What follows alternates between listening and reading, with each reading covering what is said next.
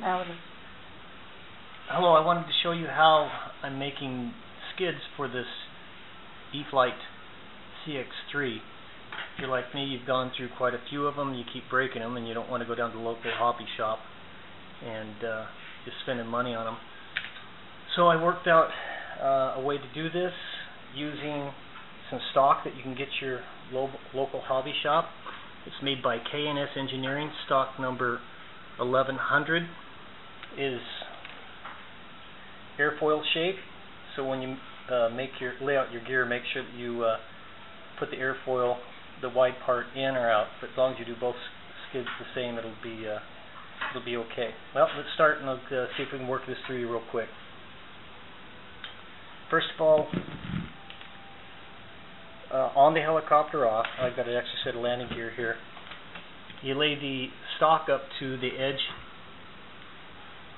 of the gear, like so.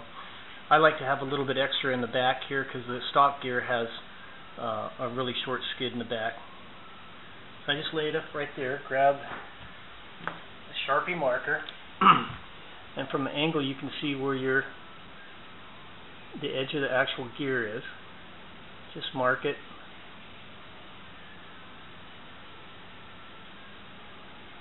Like such. Line that up.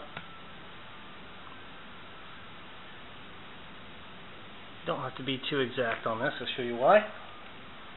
Now, if you also want to, you can mark where your bin's going to be. Here's where my bin's going to be, starting about right there. So now, this is what you've got. It's going to be difficult for you to see, but there's two marks here, two hash marks here, and one up here where the bin's going to be. Take a pair of needle nose pliers. These are nice wide set. You want to move them into the point where you start losing the marks. Be perpendicular. Just squeeze it down. Turn it over. Do the same thing again. Squeeze it down. Do that on this piece here. Turn it over. Get the other side. There you go. So you'll end up with a piece that's bent or smashed down like that.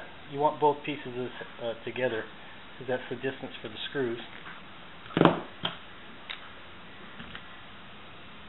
Now, right in the very, very center of these, you'll see a line that comes down from a molding line. That's where the screw is. Put a dot there. Put a dot there. Set it up on a board. Take a thumbtack. Put it right on the mark that you made. This is for a drill start. It makes life a little bit easier. Gives you a drill start there. Try to get it in the center of the skid as you can. It'll keep your alignment correctly. So there we got the starts. This is a very small drill bit that the shaft of the screw will go through, but the head won't go past through the skid. Drill it.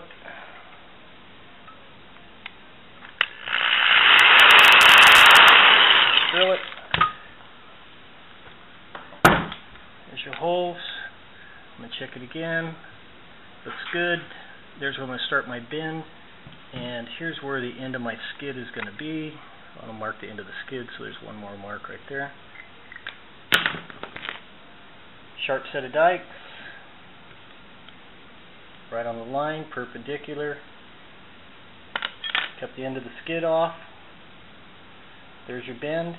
Go to the fat part of the needle nose. Put it right there perpendicular. Don't squeeze this tight this time. Just give it a nice gentle bend. You don't want to collapse anything. There you go. There's the front of it. Now if you want to, trim off the ends to give it a nice round edge. I have a grinder or a file, just cleaned it up really nice. And screw it on. If you want to, you can polish it aluminum. There's your skid. The stock only costs $3.90. It'll make about 7 skids, and you saw how long it took. Okay, a postscript on this. You might be thinking that the material is pretty heavy. You'd be surprised how unbelievably light this stuff is. Even though it's a tube of aluminum, it's really, really thin wall. You might be concerned whether it's going to have enough give for the helicopter. Trust me, it does. When you come down, it will bend rather than break, but you just bend it back. It doesn't bend drastically. It doesn't collapse the tube or anything. It just bends it, and you can do that many, many, many, many times before the skid's going to fail. Well, hope this helps you out, guys. Sure save you some money.